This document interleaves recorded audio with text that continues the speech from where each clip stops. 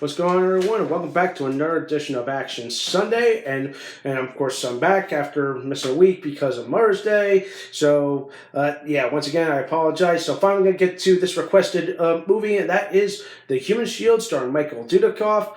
And I'm going to say this right now. This movie was kind of fun, but in a way, it was interesting. So, for those of you that have not heard this movie or may not heard Michael Dudikoff, I'm definitely familiar with him because he is also the star of the American Ninja movies, which surprisingly I believe occurred around the same time. I believe this was the peak of his career, in my opinion.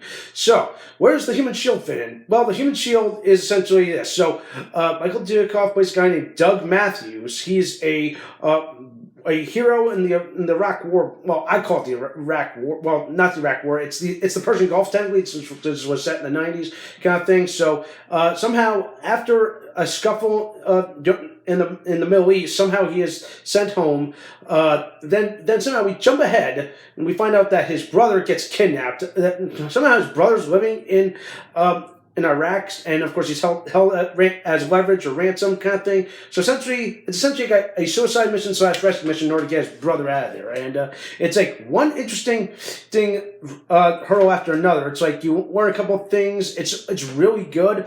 Even despite this movie getting, like, I heard, not good reviews, and of course here's another reason why. This movie was actually a B movie. I'm like, really?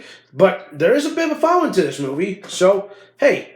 Let's see what all the fuss is about. So after watching this, I'll admit it's kind of fun, but there's some moments that I think they could have worked on. One, I felt like at one point I felt like we were just throwing Mr. Things, and it was just going. I'm like, whoa, pace it out. Give it time to breathe, which it kind of does. I think it only occurs like after the first 25 or so minutes. It's essentially the first act. Okay, it's like. Events X, Y, and Z happen. Then, of course, we get a lull and gives us time to get caught up, to understand. So it definitely works. But then the rest of the movie kind of goes at breakneck speed at some points. But I felt it just felt off. It just felt weird. But in a way, I think this is the kind of formula that they were kind of going for this kind of like style of movie making, especially when it comes to the action genre. And of course, the fact that, like I said, it's a B movie kind of says a little bit about it. But is this movie a masterpiece? No. Okay, like I said, there's something that was off. Beside the pacing, I felt like some of these characters could have used a little build. I'm glad that they talked a little bit about the two main characters. For me, which is Michael Dudikoff's character and of course his brother. At least they gives us a moment to understand that. But everything else that they throw in. They give very little explanation, but I felt like they could have done a little better. But the action's top, okay? There's a great chase scene that I really, really liked. Let's see, love the explosion, the gunfight. I think the bullets and gunfight. They use sporadically. At least it's not constant, like overblown formula of like a Die Hard method. At least they didn't do that. So that in a way I think was good. Okay, at least they broke that norm. But it felt like some parts were definitely uneven, but this movie was definitely fun in a way. It's like, come on, it's Michael Dudikoff. He can kick ass. He can take names. He's to me, he's kind of like the next kind of like action star or the big martial arts hero kind of guy. But of course, here's the thing. I think like he kind of peaked after these movies, but that's my opinion. But if anyone else thinks otherwise, I want to hear your thoughts. Okay, I may be wrong, but who knows? Okay, I felt like Michael Dudikoff could have used a fair shake, especially when it came to the action genre.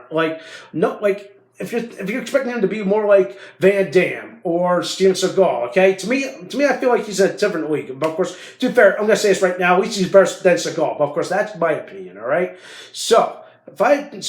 Overall, The Human Shield, it's a fun movie, even though you're just plopped into this movie, with like no explanation. But at least they give you moments to get caught up. But as the movie goes on, you realize, damn, this is just action adrenaline fueled stuff. Especially the final act, it gets really good. You got fire, you got explosions, you got the epic showdown between these two hated rivals, between the main character and this Iraqi villain that you're introduced during the beginning act. And of course, I felt like that was another interesting thing. It was like they don't give you They don't explain the time jump. Okay, apparently like that. I felt like that and what kind of threw me off. I'm like, wait a minute. So this happened. I'm like, wait, how do we get from here to here? They never. It's done poorly, and I think they could have done a little better. All right, but overall, Human Shield is a good movie. Go check this out. I give this movie. I give it a 6.5 out of 10. That's as best I can get. Okay, it's not terrible. It's good. It's fun, but it's not a masterpiece. That's as best I'm gonna give this score for this movie. All right. So that does for this week. Let me know what you think. Thumbs up the video. Subscribe to my channel. Stay tuned for some more awesome, exciting videos.